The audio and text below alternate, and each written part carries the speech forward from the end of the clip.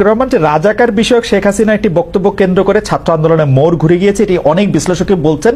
আমাদের মাত্র 2 মাসের মতো সময় হয়েছে, আরো যদি সময় পরে সেটির আমরা একটা নিশ্চয়ই তাত্ত্বিক একটি পটভূমি পাবো। তিনি পালিয়ে যেতে বাধ্য হয়েছেন। সম্প্রতি আমরা দেখেছি যে বৈষম্য বিরোধী যারা ছাত্র আন্দোলনের সমন্বয়ক রয়েছেন তারা বলছেন স্বৈরাচার শেখ হাসিনা বক্তব্যের প্রতিবাদে তারা নিজেদের রাজাকার বলেছিলেন। সেখানে তারা বলেছিলেন কে বলেছে স্বৈরাচার, কিন্তু রাজাকার বিষয়টি তারা ধারণ করতে চান না। কিন্তু আমরা দেখেছি যে জামায়াতে ইসলামের বিভিন্ন সমাবেশে আমরা রাজাকার স্লোগান পাচ্ছি।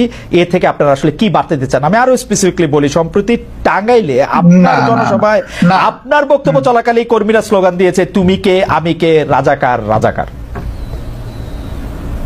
আমি এটা শুনি নাই, আমি ছিলাম, আমি শুনি নাই। আপনি শুনে থাকলে আপনাকে ধন্যবাদ। এখানে আমার বক্তব্য একদম পরিষ্কার, জি একদম পরিষ্কার। দেখেন, রাজাকার যদি গালি হয়ে থাকে তাহলে এটা আওয়ামী লীগের মানে ক্রেডিটে পড়বে। রাজাকার যদি এটা বুলি হয়ে থাকে তাও আওয়ামী লীগ সৌভাগ্যবান। আওয়ামী লীগেরই মিনিস্টার আকম মুজাম্মল হক সাহেব, মুক্তিযোদ্ধা বিষয়ক মিনিস্টার, তিনি একটা তালিকা করেছেন রাজাকারের। সেখানে সবচেয়ে কোন দলের পাতে বেশি পড়েছিল? আপনি তো সচেতন সাংবাদিক, আপনি আমাকে একটু বলে সাহায্য করেন। আমি অবশ্য রাজাকারের তালিকা দেখি নাই, কিন্তু আমি শুনেছি যে এতে আওয়ামী লীগের অনেকেই সেই তালিকার মধ্যে অন্তর্ভুক্ত ছিল, যারা আওয়ামী লীগ পরে সক্রিয়। অনেকে না, যে তালিকাটা হয়েছে এটার 8 ভাগের 7 ভাগ তাদের একার পাতে পড়েছে। এটা কি এমন হতে পারে, যদি এমন হতে পারে যে আপনাদের দলের লোকেরা আওয়ামী লীগে জয়েন করেছে, নাকি আওয়ামী লীগই করতো তার আগেও? তারা পরিষ্কার করলো না কেন? আমি জানি না, আমি জানি না, তারা হয়তো পরিষ্কার করতে পারতো। তাইলে যে দলে যেভাবেই হোক, যে দলে রাজাকার সবচেয়ে বেশি সেটাও হবে রাজাকারের দল। ভালো হইলো তাদের ক্রেডিট, মন্দ হইলো তাদের লাইবিলিটি। কিন্তু আপনার দলের মধ্যে থেকে একটা আছে না একটা শফিকুর রহমান, আপনি আপনার রাজনৈতিক মতবাদ, রাজনৈতিক আদর্শ, আপনি যেভাবে চলছেন, যেভাবে বলছেন, তার বিপরীত আদর্শেরও অনেক কিছু কি আমরা আসলে দেখতে পাচ্ছি, যেটা অনেক সময় আপনার কাছে আমি জানি না কাম্য মনে হচ্ছে না। যেমন ধরেন ঢাকা বিশ্ববিদ্যালয়ে বহিরাগত বলে সম্প্রতি একটি ছেলেকে পিটিয়ে মারা হলো, বা তাকে চোর বলে এটি বলে জাহাঙ্গীরনগর বিশ্ববিদ্যালয়ে তো একজনকে মারা হলো, বলা হলো যে সে আসলে ছাত্রলীগের কর্মী বা নেতা। এই বিষয়গুলিকে আসলে আপনারা কিভাবে দেখছেন? মানে এটি কেন হচ্ছে বলে আপনার মনে হয়? আমরা মোটেই ভালোভাবে দেখি না। এটা যারাই করুক, এটা তারা সঠিক করে নাই। তাদেরকে আইনের আওতায় আনা উচিত, চিহ্নিত করে এরা কারা। এই বৈষম্য বিরোধী ছাত্ররা জাহাঙ্গীরনগর বিশ্ববিদ্যালয়ে নিজেরা মিছিল করে দাবি জানিয়েছে যে এরকম যারা আছে তাদেরকে আইনের আওতায়, আমি তাদের সাথে একমত, তাদেরকে আইনের আওতায় আনা উচিত। যেই করুক, আমি করলে আমাকেও নেব, আপনার কাছে আপত্তি নেই। আপনার কাছে কি সরকারকে একটু দুর্বল সরকার মনে হচ্ছে? মানে এই দাবি জানাতে হচ্ছে কেন? একটা মিসক্রিয়েন্ট ঘটবে, সরকার গ্রেফতার করবে বা করবে না, সেটা তো একটা স্বাভাবিক ঘটনা হওয়া উচিত। এই সরকার কি একটু মানে আপনার কাছে কি মনে হয় যে আপনি একটা রাজনৈতিক নেতা হিসাবে এই সরকার কি একটু দুর্বলতা দেখাচ্ছে, নাকি সরকার সময় নিচ্ছে? কি মনে হয় আপনার? আপনি যেটা বলেছেন যে দাবি কেন জানাতে হবে, সরকারের মেশিনারি তো অটোমেটিক্যালি এটা ফাংশন করবে, এটা হওয়া উচিত। কিন্তু দাবি কি প্রথম? আগে নির্বাচিত বা পলিটিক্যাল গভর্নমেন্ট যারা ছিলেন তাদের কাছে বিভিন্ন দাবি মানুষ উত্থাপন করে না এই সমস্ত বিষয়, তাহলে এটাকে আমি আলাদাভাবে দেখবো কেন? এটা দেখার কোনো কারণ নাই। কিন্তু সামগ্রিকভাবে যদি আপনি বলেন, যেহেতু তারা কোনো রাজনৈতিক দল দ্বারা গঠিত বা জোট দ্বারা গঠিত সরকার নন, এবং যেহেতু 15.5 বছরের অনেক জঞ্জাল জমা হয়েছে, তাদেরকে সেই জঞ্জাল সরাতে গিয়ে তো অবশ্যই তাদেরকে এক্সট্রা এফোর্ট দিতে হয়েছে। এখানে দুর্বলতার কোনো ব্যাপার আমি দেখছি না, বরঞ্চ তারা আস্তে আস্তে ফাংশনিং হচ্ছেন এবং সামনের দিকে তারা আগাচ্ছেন। কিন্তু জনগণের প্রত্যাশা, আমারও প্রত্যাশা এর চেয়েও বেশি। অনেকেই বলছেন যে জামায়াতের, আমি যে প্রশ্ন দিয়ে শুরু করেছিলাম সেই প্রশ্নের প্রসঙ্গ ধরে আমি আসলে শেষ করতে চাই। অনেকেই বলছেন যে জামায়াতে ইসলামীর যারা কোর সাপোর্টার তারা আসলে নিয়োগ পাচ্ছেন খুবই খুবই খুবই খুবই খুবই যেগুলিকে বলে কি পয়েন্ট গুলিতে, এবং ভবিষ্যতে বাংলাদেশের চেহারাটা কেমন হবে সেটি হয়তো জামায়াতে ইসলামী ঠিক করে দিতে চাচ্ছে বা ঠিক করছে।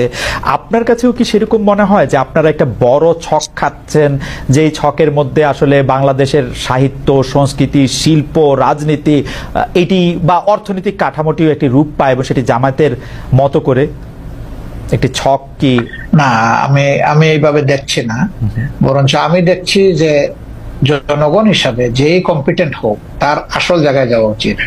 যদি একজন মানুষের পটেনশিয়াল থাকা অবস্থায় রাষ্ট্রকে সার্ভিস দিতে না পারে, তাকে যদি ডিপ্রাইভ করা হয়, তাইলে এই ডিপ্রাইভ লোকটা যে দলের যে ধর্মেরই হোক না কেন তার প্রাপ্যটা তাকে দেওয়া উচিত।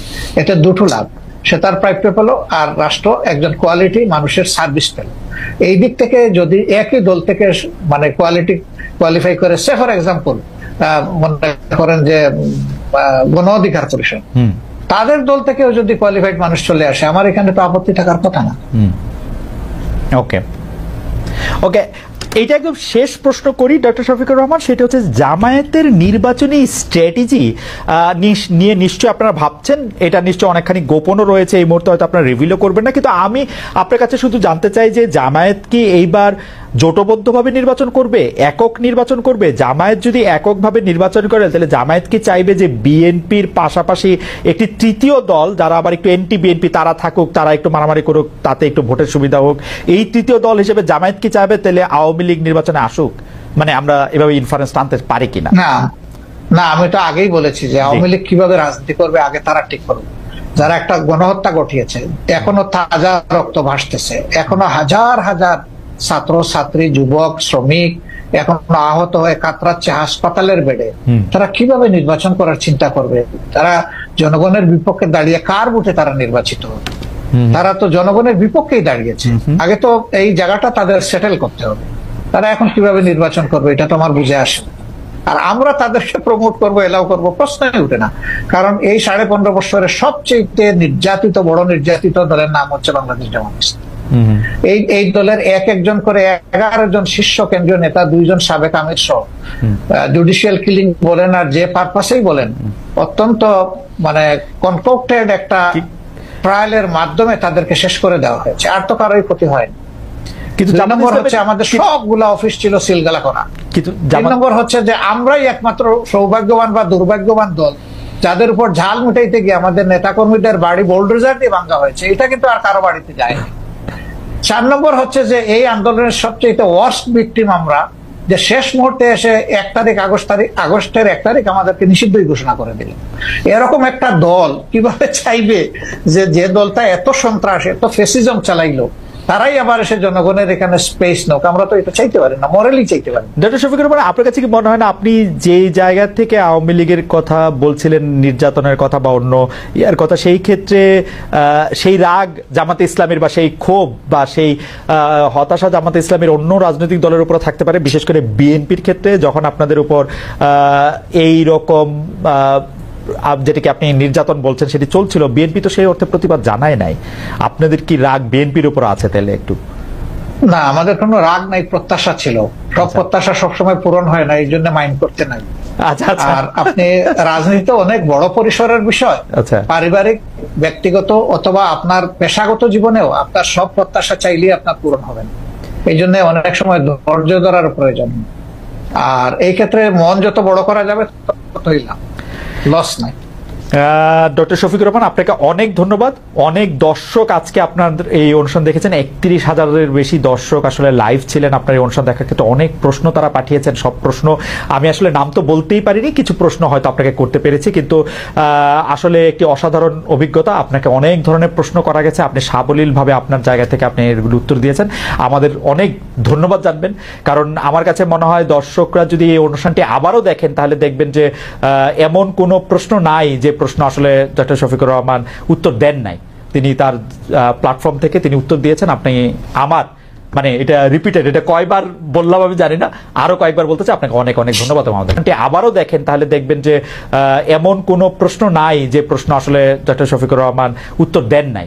তিনি তার প্ল্যাটফর্ম থেকে তিনি উত্তর দিয়েছেন। আপনি আমার মানে এটা রিপিটেড, এটা কয়বার বললাম আমি জানি না, আরো কয়েকবার বলতে চাই। আপনাকে অনেক অনেক ধন্যবাদ। আমাদের